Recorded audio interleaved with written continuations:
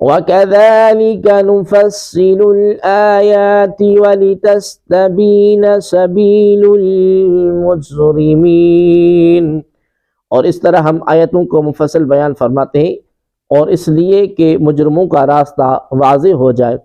وَكَذَلِكَ نُفَصِّلُ الْآيَاتِ، اور اسی طرح ہم آیتوں کو مفصل بیان فرماتے ہیں، یعنی اے حبیب صلی اللہ علیہ وآلہ وسلم، جس طرح ہم نے آپ کے سامنے اس صورت میں اپنی وحدانیت کے دلائل تفصیل کے ساتھ بیان کیے ہیں،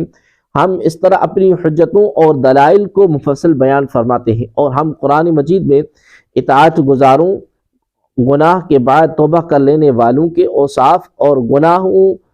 گناہ پر اڑے رہنے والوں کی صفات بیان کرتے ہیں تاکہ حق ظاہر ہو جائے اور اس پر عمل کیا جائے، اور اس لیے یہ چیزیں بیان کرتے ہیں کہ مجرموں کا راستہ اور ان کا طریقہ واضح ہو جاتا کہ اس سے بچا جائے۔ اس سے معلوم ہوا کہ آدمی کو چاہیے کہ وہ فلاح اور کامیابی کے راستے پر چلے اور وہاں تک پہنچے جہاں نیک لوگ پہنچے، اور اس کا سب سے بہترین راستہ فوری طور پر اپنے سابقہ گناہوں سے توبہ استغفار کرنا اور آئندہ کے لیے نیک اعمال کرنا ہے۔ امام محمد غزالی رحمۃ اللہ تعالی علیہ فرماتے ہیں کہ زندگی کی ہر گھڑی بلکہ ہر سانس ایک نفیس جوہر ہے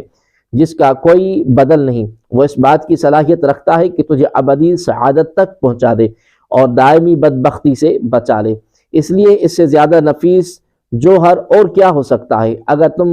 اسے غفلت میں ضائع کر دو گے تو واضح نقصان اٹھاؤ گے، اور اگر اسے گناہ میں صرف کرو گے تو واضح طور پر ہلاک ہو جاؤ گے۔ اب اگر تم اس مصیبت پر نہیں روتے تو یہ تمہاری جہالت ہے، اور جہالت کی مصیبت تمام مصیبتوں سے بڑھ کر ہے۔ افسوس،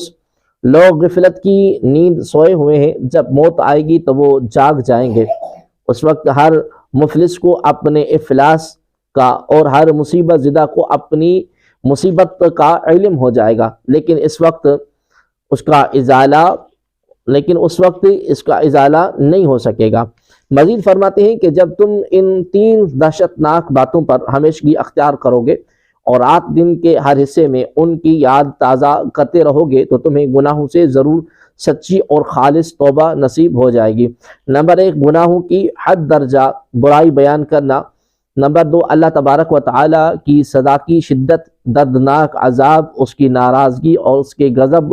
و جلال کا ذکر کرنا۔ نمبر 3، اللہ تبارک و تعالی کے غضب، عذاب کی سختی کو سامنے رکھتے ہوئے اپنی کمزوری اور ناتوانی کو یاد کرنا کہ جو شخص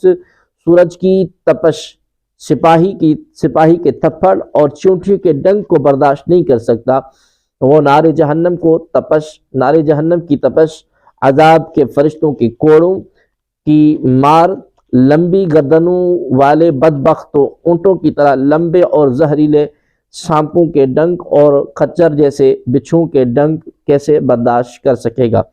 اللہ کریم ہم سب کی مغفرت فرمائے، آمین۔